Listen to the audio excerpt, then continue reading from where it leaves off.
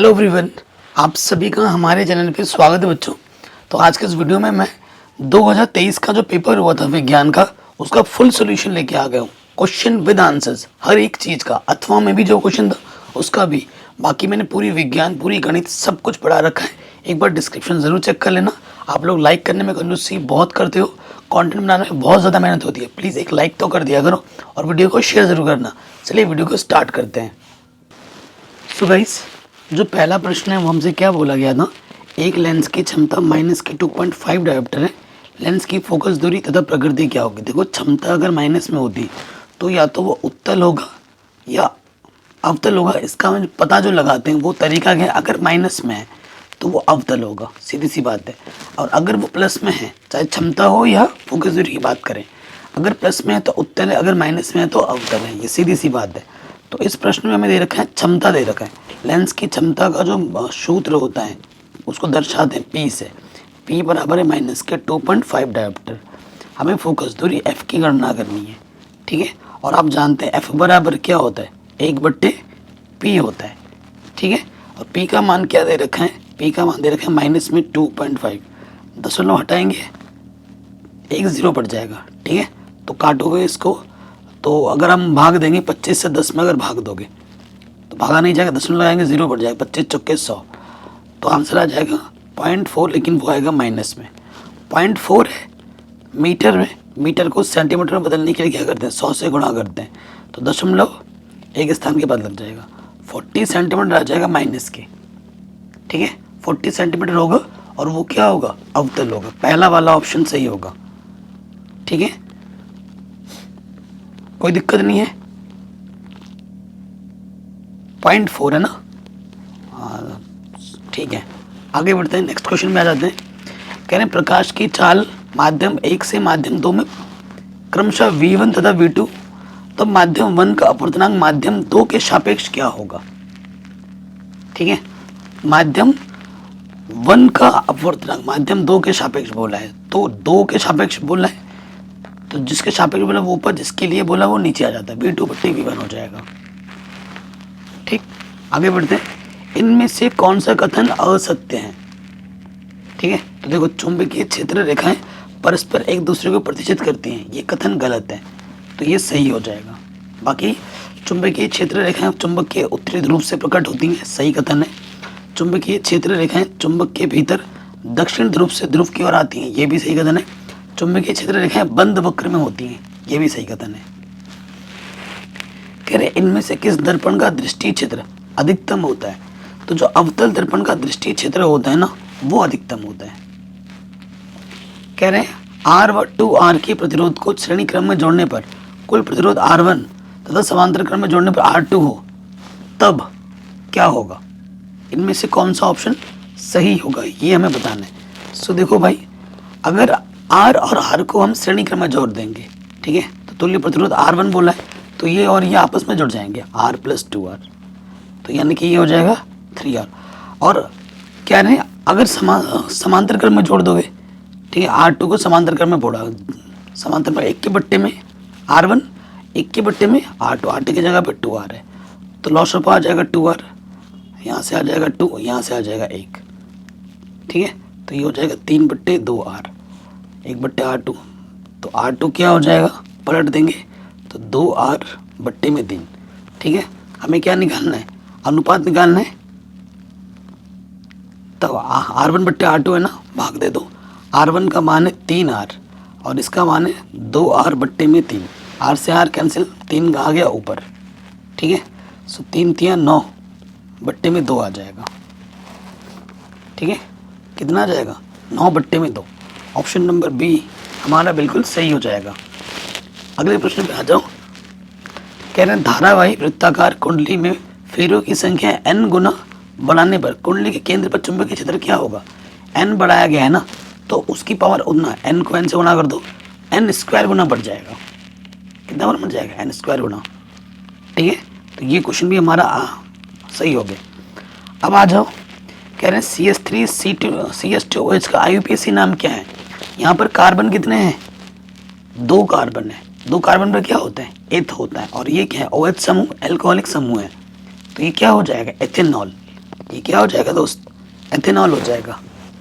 ठीक, अगला प्रश्न है, कह रहे निम्नलिखित में कौन से एक दहन अभिक्रिया, दहन का मतलब होता है जलाना, है ना, जलाना का मतलब जलाने के लिए ऑक्सीजन चाहिए प्लस O2, तो तीसरा वाला सही हो जाएगा। ये मीथेन है, ऑक्सीजन की उपस्थिति में ये जल रहा है और ऊष्मा निकल रही है, तो ये एक दहन अभिक्रिया है। ठीक है, आगे बढ़ते हैं। कह रहे हैं एक समूह में ऊपर से नीचे जाने पर परमाणु का साइज बढ़ता है। ये इस नए एनसीईआरटी बुक में इस चैप्टर को हटा दिया है, बट मैं फिर भी बता देता हूँ। समूह में नीचे जाने पर ना एक नया कोश जुड़ जाता है, ये सही आंसर होगा। कह रहे हैं प्लास्टर ऑफ पेरिस का रासायनिक सूत्र क्या है। प्लास्टर ऑफ पेरिस का रासायनिक सूत्र होता है CaSO4.2H2O। क्या होता है CaSO4.2H2O। CaSO4 हाफ H2 किसका होता है, जिप्सम का। शुद्ध जल का पीएच मान कितना होता है, शुद्ध जल का पीएच मान होता है 7। कितना होता है, 7। आगे बढ़ते हैं। एल्डिहाइड में क्रियात्मक समूह क्या होता है, तो CHO, ये वाला ग्रुप। ठीक है, ये एल्कोहलिक का है, ये कीटोन का समूह है और ये कार्बोक्सिलिक समूह है, और ये हमारा एल्डिहाइड समूह है। नेक्स्ट, निम्नलिखित में कौन सा उत्पादक है, तो जो हरे पौधे हैं वो उत्पादक हैं। ठीक, कह रहे मटर के पौधे लंबे, मटर के लंबे पौधे कैपिटल TT और बौने पौधे स्मॉल TT के मध्य क्रॉस कराने पर प्रथम संतति पीढ़ी में क्या मिलेंगे हमें, तो सारे प्रथम पीढ़ी के गुण आते हैं, हमें सभी लंबे पौधे मिलेंगे। निम्नलिखित में कौन सा जोड़ा प्रकाश संश्लेषण की अभिक्रिया में प्रयोग किया जाता है, कौन सा जोड़ा। ठीक है, तो जल और कार्बन डाइऑक्साइड का प्रयोग होता है कहाँ पर, प्रकाश संश्लेषण की अभिक्रिया में। सामान्य एक लिंगी नर पुष्प में नहीं पाया जाता है। एक लिंगी और जो नर पुष्प होता है ना, उस पर वर्तिकाग्र नहीं मिलता है। क्या नहीं मिलता है, वर्तिकाग्र। इंसुलिन स्रावित होता है, कहाँ से स्रावित होता है, अग्नाशय द्वारा। ठीक है, नेक्स्ट, जैव विकासवाद के सिद्धांत को प्रतिपादित किसने किया था, तो चार्ल्स डार्विन ने किया था। किसने किया था, चार्ल्स डार्विन ने। जीवाश्म ईंधन जलने पर क्या होता है, तो जीवांश कार्बन डाइऑक्साइड निकलता है, नाइट्रोजन डाइऑक्साइड निकलता है, सल्फर डाइऑक्साइड निकलते हैं, सब होता है, उपरोक्त सभी। ठीक है, अब आते हैं वर्णनात्मक प्रश्नों में। क्या बोल रहे हैं, एक अवतल दर्पण से किसी वस्तु का आभासी प्रतिबिंब प्राप्त करने के लिए किरण आरेख बनाइए। इस दर्पण का कोई एक उपयोग लिखिए। तो आभासी प्रतिबिंब का जो किरण आरेख होगा वो ये होगा, और इसका जो उपयोग है प्रकाश बल्ब। अवतल दर्पण का उपयोग प्रकाश बल्ब में प्रकाश को केंद्रित करने के लिए किया जाता है, ताकि अधिक प्रकाश उत्पन्न किया जा सके, ये इसका उपयोग है। ठीक है, 2 नंबर में पूछा जाता है। अगला क्वेश्चन है, किसी प्रिज्म से श्वेत प्रकाश के विक्षेपण की क्रिया चित्र बनाकर से समझाइए। तो देखो ये हमारा प्रिज्म है।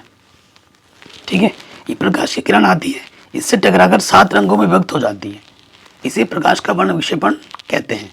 प्रकाश का प्रिज्म से टकराकर 7 रंगों में विभक्त होने की घटना को प्रकाश का वर्ण विक्षेपण कहते हैं। ये विभव होता है। ठीक है, बैनी पी नाला। कह रहे ओम का नियम क्या है, वैद्युत परिपथ की सहायता से नियम को सत्यापित कीजिए। तो ओम का नियम क्या होता है, हर साल एग्जाम में आता है। किसी चालक में प्रभावित विद्युत धारा चालक के सिरों पर आरोपित विभवांतर के समानुपाती होता है। देखिए, इस पर चालक के सिरों के बीच जो विभवांतर होता है ना, वो समानुपाती होती है आई के, तो बी समानुपाती होता है आई के। समानुपाती का चिन्ह हटाते हैं तो आर लग जाता है, तो यहाँ से आई बराबर क्या हो जाता है, V/R। आई क्या होती है, विद्युत धारा होती है जिसका मात्रक एम्पियर होता है, वी आपका विभवांतर होता है और आर आपका प्रतिरोध होता है। ठीक है, सत्यापन, ये चित्र आप बना लेना, मेरे सर के ऊपर जो चित्र आपको दिख रहा है। कह रहे हैं आपके पास अमीटर, वोल्ट मीटर, प्रतिरोध, सेल, स्विच आदि को संयोजन एक तार से आप जोड़ दो। ठीक है, एक सेल लगाकर विभव मापी से विभवांतर, एक सेल लगाओ यहाँ पर। ठीक है, और विभवांतर तथा धारा मापी से धारा का माप हमने प्राप्त किया। उसी ढंग से 2, 3, 4 एवं 5 सेल लगाकर प्रत्येक स्थिति में विभवांतर और धारा का मान प्राप्त करो। प्रत्येक स्थिति में इसके अनुपात का मान समान आता है। ठीक है, जो इस नियम को सत्यापित करता है कि यदि विभवांतर और धारा के बीच ग्राफ खींचे तो ग्राफ प्राप्त होता है, लेकिन वो ग्राफ एक सरल रेखा में होती है, और इससे यह नियम सिद्ध होता है। ठीक है, ये आप लिख दोगे। अगला प्रश्न है वैद्युत चुंबकीय प्रेरण की घटना क्या है? इस घटना से संबंधित फैराडे के प्रयोग को समझाइए। तो देखो, वैद्युत चुंबकीय प्रेरण की घटना एक भौतिक घटना है जिसमें किसी कुंडली में विद्युत धारा उत्पन्न होती है जब उसके अंदर से होकर एक चुंबकीय क्षेत्र में परिवर्तन किया जाता है। तो और वैद्युत चुंबकीय प्रेरण की घटना का वर्णन करने वाला प्रसिद्ध नियम फैराडे का नियम है। इस नियम के अनुसार किसी कुंडली में प्रेरित विद्युत भाग बल चुंबकीय क्षेत्र के परिवर्तन के दर के समानुपाती होता है। तो चुंबकीय क्षेत्र में जितना परिवर्तन होगा उतना ही प्रेरित विद्युत भाग बल उत्पन्न होगा। ठीक है, ये देखिए, ये चित्र बना देना। फैराडे के प्रयोग में उन्होंने एक कुंडली को एक चुंबकीय क्षेत्र में रखा। ठीक है, देखो ये जो ये कुंडली है और ये चुंबक है। चुंबक को कुंडली के पास लाया या दूर ले जाया जाता है तो कुंडली में प्रेरित विद्युत धारा उत्पन्न होती है। अगर उसको पास में लाओगे या उससे थोड़ा दूर ले जाओगे तो उसके अकॉर्डिंग उसमें क्या उत्पन्न होता है? विद्युत धारा उत्पन्न होती है। अगला प्रश्न है किसी परिनालिका में प्रवाहित विद्युत धारा के कारण उत्पन्न चुंबकीय क्षेत्र को चित्र द्वारा समझाइए। ठीक है, ये देखो, ये चित्र आपको बनाना, धारावाही परिनालिका पर चुंबकीय क्षेत्र। ठीक है, इस घटना को समझाना है। देखो, जब कोई परिनालिका में विद्युत धारा प्रवाहित की जाती है, ये परिनालिका है, इसमें हमने करंट पास कर दिया, तो इसके साथ एक चुंबकीय क्षेत्र भी उत्पन्न होता है। जैसे उसके अंदर करंट देंगे ना, उसके अंदर विद्युत धारा भी प्रवाहित होने लगेगी। यह क्षेत्र धारिता विद्युत चुंबकों के चारों ओर होता है और उसमें चुंबकीय प्रभाव महसूस होता है। इस क्षेत्र की मात्रा और दिशा धारिता धारा की मात्रा और दिशा पर निर्भर करती है। ठीक है, यदि एक तार के करीब विद्युत धारा प्रवाहित हो रही है तो उसके चारों ओर एक चुंबकीय क्षेत्र उत्पन्न होता है जिससे उस तार का चुंबकीय प्रभाव होता है। इस प्रभाव का प्रयोग विभिन्न औद्योगिक वैज्ञानिक उपकरणों में किया जाता है, जैसे कि electronic Motors, transformers, induction cooker, ठीक है, और भी बहुत सारी चीजों में। अगले प्रश्न में आ जाओ, निम्नलिखित को उदाहरण द्वारा समझाइए। दैनिक जीवन में पीएच का महत्व। तो देखो, पीएच का महत्व मानव शरीर में क्या है? हमारे शरीर का जो पीएच होता है ना 7.3 से 7.4 के बीच में होता है। पीएच शरीर के लिए आवश्यक कई जैविक रासायनिक अभिक्रियाओं के लिए महत्वपूर्ण है। और पेड़ पौधों में क्या होता है? पेड़ पौधों की अच्छी वृद्धि और अच्छी उपज के लिए मिट्टी का पीएच 6.5 से 7.5 के बीच में होना चाहिए। यह अधिक अम्लीय या क्षारीय हो जाए तो उपज अच्छी नहीं हो पाती है। पाचन तंत्र, हमारे पेट में HCl उत्पन्न होता रहता है जो भोजन की पाचन में सहायता प्रदान करता है। अपच की स्थिति में इस अम्ल की मात्रा अधिक हो जाती है। इससे दर्द से छुटकारा पाने के लिए एंटासिड जैसे क्षारकों का भी हम प्रयोग करते हैं। दंत क्षय, हमारे मुंह का जो पीएच है वो 5.5 से कम होने पर दांतों का क्षय शुरू हो जाता है और इससे छुटकारा पाने के लिए हम क्षारकीय दंत मंजन का प्रयोग करना चाहिए। जीव जंतुओं के डंक से रक्षा, जीव जंतुओं के डंक से उत्पन्न पीड़ा से मुक्ति के लिए डंक में मारे गए अंग पर बेकिंग सोडा जैसे दुर्बल क्षार का प्रयोग करना चाहिए। अगला है ऊष्माक्षेपी रासायनिक अभिक्रियाएं क्या होती हैं, ये आपको बताना है। कह रहे जिन अभिक्रियाओं में उस अभिक्रिया के दौरान ऊष्मा उत्पन्न होती है उसे हम ऊष्माक्षेपी अभिक्रिया कहते हैं। जैसे ये मीथेन है, ऑक्सीजन के साथ हमने इसको जलाया, हमें कार्बन डाइऑक्साइड मिला, थोड़ा पानी मिला और थोड़ा ऊष्मा, तो ये रिएक्शन भी जरूर लिखनी है। अगला प्रश्न है एथेनोइक अम्ल के दो रासायनिक गुणों के रासायनिक समीकरण लिखिए। ठीक है, तो देखो, एथेनोइक अम्ल एक कार्बनिक यौगिक है जिसका रासायनिक सूत्र होता है CH3COH। यह एक दुर्बल अम्ल है और इसका पीएच मान लगभग 2.4 होता है। एथेनोइक अम्ल के दो रासायनिक गुण निम्नलिखित हैं। पहला है धातु के साथ अभिक्रिया। एथेनोइक अम्ल धातु के साथ अभिक्रिया करके लवण और हाइड्रोजन गैस उत्पन्न करता है। ठीक है, नेक्स्ट, ठीक है, उदाहरण के तौर पर देखो, ये हम लिखे एथेनोइक अम्ल सोडियम के साथ अभिक्रिया करके सोडियम एथोनेट और हाइड्रोजन गैस उत्पन्न करता है। इसकी रिएक्शन भी लिख सकते हो। क्षारकों के साथ अभिक्रिया, जैसे ये देखो एथेनोइक अम्ल है, ये क्षारक है, तो क्या बनेगा? एथेनोइक अम्ल क्षारकों के साथ अभिक्रिया करके लवण और जल उत्पन्न करता है। ये हमारा लवण है और ये हमारा जल है। निम्नलिखित को कैसे प्राप्त करोगे? हर साल एग्जाम में आता है। बेकिंग सोडा से धोने का सोडा, जिसे वॉशिंग सोडा कहते हैं, तो कैसे प्राप्त करोगे? बेकिंग सोडा को 100 डिग्री सेल्सियस पर गर्म करने से धोने का सोडा प्राप्त होता है। इस अभिक्रिया में बेकिंग सोडा का कार्बोनेट समूह जल के अणुओं के साथ मिलकर कार्बोक्सिलिक अम्ल बनाता है। आप सिर्फ इतना भी लिखोगे ना तो काम चल जाएगा, और ये रिएक्शन लिख देना। ये हमारा क्या है, NaHCO3 है, इसको हम गर्म करेंगे, NO2CO3 बन जाएगा, पानी अलग हो जाएगा, कार्बन डाइऑक्साइड हवा में उड़ जाएगा। कह रहे जिप्सम से प्लास्टर ऑफ पेरिस कैसे बनाओगे? तो जिप्सम को 100 डिग्री सेल्सियस पर गर्म करने से प्लास्टर ऑफ पेरिस प्राप्त होता है। ठीक है, ये हमारा जिप्सम है, इसको 100 डिग्री सेल्सियस पर गर्म करो, प्लास्टर ऑफ पेरिस आपको मिल जाएगा। और प्लास्टर ऑफ पेरिस को ठंडा करने पर यह पुनः जिप्सम में कब परिवर्तित हो जाएगा। ये हमारा प्लास्टर ऑफ पेरिस है, इसको ठंडा किया तो ये फिर से जिप्सम बन गया। अगला प्रश्न है, निम्नलिखित की व्याख्या कीजिए। साबुन की निर्मलन क्रिया। तो देखो, साबुन एक कार्बनिक यौगिक है जो तेल या वसा के क्षारीय अपघटन से प्राप्त होता है। ठीक है, ये देखो, ये तेल में जब क्षार मिलाते हैं तो साबुन और ग्लिसरॉल बनता है। ठीक है, पहले 2 चरण में ये क्रिया चलती है। प्रथम चरण क्या है, तेल तथा वसा को क्षार के साथ उबाला जाता है।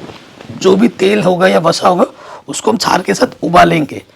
इस क्रिया में तेल या वसा के अणु क्षार के साथ अभिक्रिया करके ग्लिसरॉल और उच्च कार्बोक्सिलिक अम्ल के सोडियम या पोटेशियम लवण बनाते हैं। ठीक है, देखो, ये हमारा तेल या वसा है, ये हमारा क्षार है, तो क्या बनाएगा, ग्लिसरॉल बनाएगा और सोडियम लवण बनाएगा। दूसरे चरण में क्या होता है, अभिक्रिया के उत्पादों को अलग अलग किया जाता है। ग्लिसरॉल एक तरल पदार्थ है और इसे आश्रम द्वारा अलग किया जाता है। उच्च कार्बोक्सिलिक अम्ल के सोडियम या पोटेशियम लवण ठोस पदार्थ होते हैं और उन्हें ठंडा करके क्रिस्टल के रूप में प्राप्त किया जाता है। ठीक है, साबुन की निर्मलन क्रिया का उपयोग साबुन, डिटर्जेंट और अन्य कार्बनिक यौगिकों के निर्माण में किया जाता है। अगला है, निस्तापन और भर्जन के बारे में लिखो, हर साल एग्जाम में आता है। सो देखो, निस्तापन वह प्रक्रिया है जिसमें अयस्क को वायु की उपस्थिति में गर्म किया जाता है, और इस प्रक्रिया में अयस्क में उपस्थित अशुद्धियां ऑक्सीकृत होकर गैसीय उत्पादों के रूप में निकल जाती हैं। उदाहरण के लिए, लोहे के अयस्क हेमेटाइट को निस्तापन द्वारा लोहे में परिवर्तित किया जाता है। जैसे ये Fe3O3 Fe2O3 है, लोहे का अयस्क है, ये 3 कार्बन मोनोऑक्साइड है, तो ये लोहा बन गया हमारा। ठीक है, तो ये निस्तापन के द्वारा इसको निकाला जाता है। भर्जन क्या होते हैं, भर्जन वह प्रक्रिया है जिसमें अयस्क को बिना वायु की उपस्थिति में गर्म किया जाता है। इस प्रक्रिया में अयस्क में उपस्थित अशुद्धियां गलाने के लिए उपयुक्त होती हैं। उदाहरण के लिए, लोहे के अयस्क हेमेटाइट को भर्जन द्वारा लोहे के ऑक्साइड में परिवर्तित किया जा सकता है। ठीक है, अगला है, धातुओं की सक्रियता श्रेणी। ये क्या होती है, धातुओं की सक्रियता श्रेणी एक ऐसी सूची है जो धातुओं को उनकी अभिक्रियाशीलता के आधार पर क्रमबद्ध रखती है। धातुओं की सक्रियता श्रेणी में जो सबसे ऊपर की धातु होती है और सबसे अधिक क्रियाशील धातु होती है, और सबसे नीचे सबसे कम क्रियाशील धातु होती है। जब धातुओं को उनके घटते हुए क्रियाशीलता के आधार पर रखा जाता है ना, तो उसे धातुओं की सक्रियता श्रेणी कहते हैं। अगला है, संकलन अभिक्रिया। संकलन अभिक्रिया वह अभिक्रिया है जिसमें 2 या 2 से अधिक पदार्थ मिलकर एक नया पदार्थ बनाते हैं। संकलन अभिक्रिया को संयोजन अभिक्रिया भी कहते हैं। ठीक है, जैसे देखिए, C+O2 CO2 बनाएगा, 2H2+O2 H2O बना रहा है। इधर 2 है लेकिन उत्पाद एक ही बनता है हमेशा। अभिकारक 2 या 2 से ज्यादा हो सकते हैं, तो कोई एक उदाहरण दे देना। आधुनिक रासायनिक विशेषता लिखनी है, ये आपके सिलेबस में नहीं है इस साल। ठीक है, तो ये इसको आप पढ़ लेना। कह रहे सिनेबार से मरकरी प्राप्त करने का रासायनिक समीकरण लिखना है आपको। देखो, सिनेबार एक अयस्क है जिसमें मरकरी प्राप्त किया जा सकता है, जिससे सिनेबार को गर्म करने पर यह विघटित होकर मरकरी और सल्फर डाइऑक्साइड बनता है। ये हमारा सिनेबार है। ठीक है, गर्म करेंगे, ये हमारा मरकरी और ये हमारा सल्फर डाइऑक्साइड है। इस अभिक्रिया को वायु की अनुपस्थिति में गर्म करने पर मरकरी का धातु का रूप प्राप्त होता है। ठीक है, ये जो HgS है ना, इसको गर्म करेंगे तो Hg मिलता है। मरकरी एक द्रव धातु है जिसका उपयोग विभिन्न प्रकार के उपकरण जैसे और दवाओं के निर्माण में भी किया जाता है। अब आते हैं उपखंड गौ में। पादप में जाइलम का एक मुख्य कार्य लिखिए। देखो पादप में जाइलम का मुख्य कार्य जल और खनिज लवणों का परिवहन है। जाइलम वाहिकाएं जो जाइलम ऊतक का निर्माण करती हैं जल और खनिज लवणों को जड़ से पत्तियों तक ले जाती हैं। जाइलम वाहिकाओं की दीवारें पतली और लचीली होती हैं जिससे जल और खनिज लवण आसानी से उससे गुजर सकते हैं। ये इसका आंसर आ जाएगा। कह रहे हैं शरीर के किस अंग में कॉपर टी स्थापित किया जाता है? प्रेगनेंसी को रोकने के लिए किया जाता है। कॉपर टी को गर्भाशय के स्थापित किया जाता है। एक छोटा प्लास्टिक का उपकरण होता है जिसमें तांबा होता है और तांबा शुक्राणुओं को मारने और अंडे के निषेचन को रोकने में मदद करता है। कॉपर टी एक प्रभावी गर्भ निरोधक विधि है जो 10 साल तक चलती है। कॉपर टी को स्थापित करने के लिए डॉक्टर एक छोटी सी प्रक्रिया करती हैं। प्रक्रिया आमतौर पर दर्द रहित होता है और कुछ मिनटों में पूरी हो जाती है। प्रक्रिया के बाद महिला को थोड़ी देर तक दर्द या ऐंठन का अनुभव हो सकता है। मेंडल ने किस पौधे पर अपना प्रयोग किया था? तो मटर के पौधे पर किया था। ग्रेगर मेंडल ने प्रयोग मटर के पौधे पर किए थे। मटर एक ऐसा पौधा है जिसमें कई ऐसे लक्षण होते हैं जो आसानी से पहचाने जा सकते हैं, जैसे फूलों का रंग, बीजों का आकार। इन लक्षणों के आधार पर मेंडल ने अपने प्रयोगों में वंशानुक्रम के नियम की खोज की थी। ठीक है, समजात अंगों के उदाहरण दीजिए। देखो वे अंग जो संरचनात्मक डिजाइन और उत्पत्ति में समान होते हैं, यानी एक ही संरचनात्मक है लेकिन कार्यों में भिन्न भिन्न होते हैं, समजात अंग कहलाते हैं। समजात अंग एक ही पूर्वजों से प्राप्त होते हैं, जैसे ये चमगादड़ है और ये सील है। संरचना एक ही लेकिन कार्य अलग अलग है। ठीक है, ये जो सिंह है ये चिंपांजी और ये मनुष्य है, सेम है देखो आप, लेकिन कार्य सबके अलग अलग है। अगला प्रश्न है मनुष्य के दोहरे परिसंचरण की व्याख्या कीजिए। मनुष्य के दोहरे रक्त परिसंचरण से अभिप्राय क्या है? हृदय में रक्त 2 बार संचरित होता है। सबसे पहले शरीर के विभिन्न भागों से रक्त को एकत्र करके दाहिने आलिंद में लाया जाता है। ठीक है, शरीर के जितने भी अशुद्ध रक्त हैं वो दाहिने आलिंद में आता है और वहां से बाएं आलिंद में जाता है, उसको फिल्टर करके फिर वहां से पूरे शरीर में भेजा जाता है। और देखो विभिन्न रक्त को एकत्र करके दाहिने आलिंद में लाया जाता है, जहां से ये दाहिने निलय में जाता है और फुफ्फुस शिरा द्वारा हृदय में पहुंचता है, जहां इसका शुद्धिकरण किया जाता है, फिल्टर करके ऑक्सीजन युक्त खून बनाता है और फिर उसको पूरे शरीर में भेजा जाता है। प्राकृतिक संसाधनों का संरक्षण, इन पर टिप्पणी लिखनी है। प्राकृतिक संसाधन वे संसाधन है जो प्रकृति से प्राप्त होते हैं और मनुष्यों के द्वारा उपयोग किए जाते हैं। इसमें जल है, वायु है, भूमि है, खनिज है, वन्य जीव, वनस्पति सब कुछ शामिल है। प्राकृतिक संसाधन हमारे जीवन के लिए अति आवश्यक है। वे हमें भोजन, पानी, आश्रय, ऊर्जा और भी बहुत अति महत्वपूर्ण सामग्री हमें प्रदान करती है।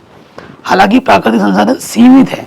मानव गतिविधियों के कारण प्राकृतिक संसाधनों का तेजी से दोहन हो रहा है और इससे प्राकृतिक संसाधनों की कमी हो रही है और पर्यावरण को नुकसान भी हो रहा है। तो कैसे हम इसको रोक सकते हैं? उपभोग को कम करें, पुनर्नवीकरण करें, अपशिष्ट को कम करें, स्थानीय उत्पादों का उपयोग करें और प्रकृति के प्रति जागरूक रहें। अगर इन चीज़ों को हम अपनाएंगे तो इससे हम बच सकते हैं। प्राकृतिक संसाधनों का संरक्षण हमारे सभी के लिए एक महत्वपूर्ण जिम्मेदारी है। प्राकृतिक संसाधनों को संरक्षित करने से हम अपने भविष्य और पर्यावरण की रक्षा कर सकते हैं। ये जो है ना, इनके ऊपर 2-2 लाइन तुम खुद भी बना के लिख सकते हो, लिखना है एग्जाम में। अगला क्वेश्चन है पुनरुद्भवन, जिसे पुनर्जनन भी कहते हैं। ठीक है, इस पर टिप्पणी लिखनी है। पुनरुद्भवन या पुनर्जनन एक प्राकृतिक प्रक्रिया है जिसमें किसी जीव या ऊतक का नुकसान होने पर वह फिर से उत्पन्न हो जाता है।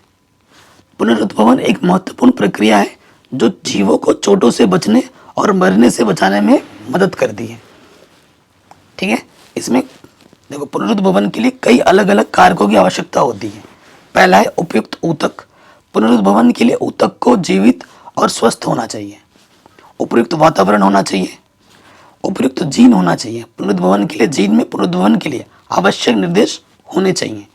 पुनरुद्भवन एक जटिल प्रक्रिया है जिसे अभी भी पूरी तरह से समझा नहीं गया है। हालांकि यह एक महत्वपूर्ण प्रक्रिया है जो जीवों को जीवित रहने और प्रजनन करने में मदद करती है। अगला क्वेश्चन है वृक्क के वृक्काणु की संरचना का वर्णन कीजिए। यह कैसे कार्य करता है? जो वृक्क होता है ना, उसका चित्र भी बनाना तो बढ़िया हो जाएगा। तो देखो इसमें बुमेन संपुट होता है। वृक्काणु का अग्र भाग जो प्याले जैसा होता है, ऐसे, है ना। कोशिका गुच्छ होता है। वृक्क धमनी और वृक्क शिरा के बार बार विभाजित होने से बना रक्त कोशिका का गुच्छा होता है। वृक्क शिरा क्या होता है? वृक्क के अशुद्ध रक्त लाने वाली रक्त वाहिनी होती है ये। वृक्क धमनी क्या होती है? बोमेन संपुट से शुद्ध रक्त ले जाने वाली रक्त वाहिनी होती है। वृक्काणु का नलिकाकार भाग क्या होता है? देखो, हेनेल स्वरूप के आगे वृक्काणु का अंतिम छोर कुंडित होकर इस भाग की रचना करता है और इसकी सतह पर रक्त कोशिकाओं का जाल बिछा हुआ होता है। और अग्राह्य संग्राहक नलिका, नेफ्रॉन का अंतिम छोर एक नलिका से मिलता है जो मूत्राशय तक जाती है।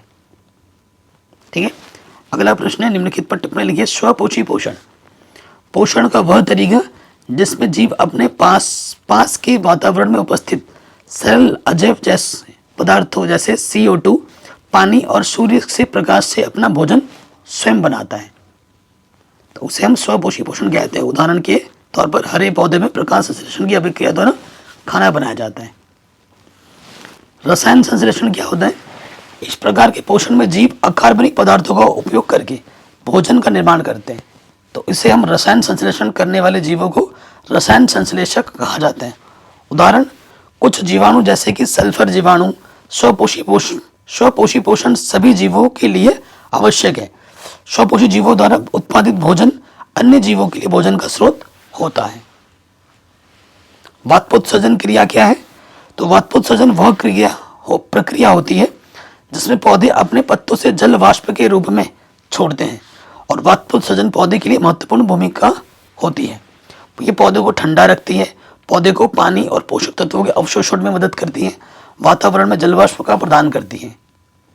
वातपोत्सर्जन की दर कई कारकों पर भी निर्भर करती है, जैसे कि तापमान बढ़ने पर वातपोत्सर्जन की दर बढ़ जाती है। नमी, हवा में नमी कम होने पर वातपोत्सर्जन की दर बढ़ती है। पवन, हवा की गति बढ़ने पर वातपोत्सर्जन बढ़ जाता है। पत्तियों का आकार, पत्ती बड़ी होने पर पौधों में वातपोत्सर्जन की दर भी बहुत ज़्यादा हो जाती है। तो ये पेपर आपको पूछा गया था, पेपर में सारे प्रश्न जो कि मैंने आपको बता दिए। अगला टॉपिक है चिपको आंदोलन। चिपको आंदोलन एक पर्यावरण संरक्षण आंदोलन था जो 1970 के दशक में भारत के उत्तराखंड राज्य में शुरू हुआ था। इस आंदोलन का नेतृत्व सुंदरलाल बहुगुणा ने किया था। चिपको आंदोलन का उद्देश्य वनों की कटाई से रोकना था। इस आंदोलन में महिलाओं ने महत्वपूर्ण भूमिका निभाई। महिलाएं पेड़ों से लिपटकर खड़ी रहती थी और वन विभाग के कर्मचारियों को पेड़ों को काटने से रोकती थी। चिपको आंदोलन के कारण भारत के वनों की कटाई को रोकने के लिए कानून बनाए गए। चिपको आंदोलन को भारत में पर्यावरण संरक्षण आंदोलन का एक महत्वपूर्ण उदाहरण माना जाता है। यह आंदोलन अन्य देशों में भी फैल गया और वनों की कटाई को रोकने के लिए प्रेरणा का स्रोत बना। तो इस तरीके से ये पूरा पेपर हमने सॉल्व कर लिया है। तो गाइस, आशा करता हूँ आपको वीडियो पसंद आई होगी। अगर पसंद आई है तो प्लीज़ लाइक शेयर ज़रूर करें और वीडियो को हर जगह शेयर करें, और डिस्क्रिप्शन ज़रूर चेक कर लेना, और किस टाइप की वीडियो आपको चाहिए आप हमें कमेंट करके ज़रूर बताएं। जय हिंद, मिलते हैं आपसे नए वीडियो में।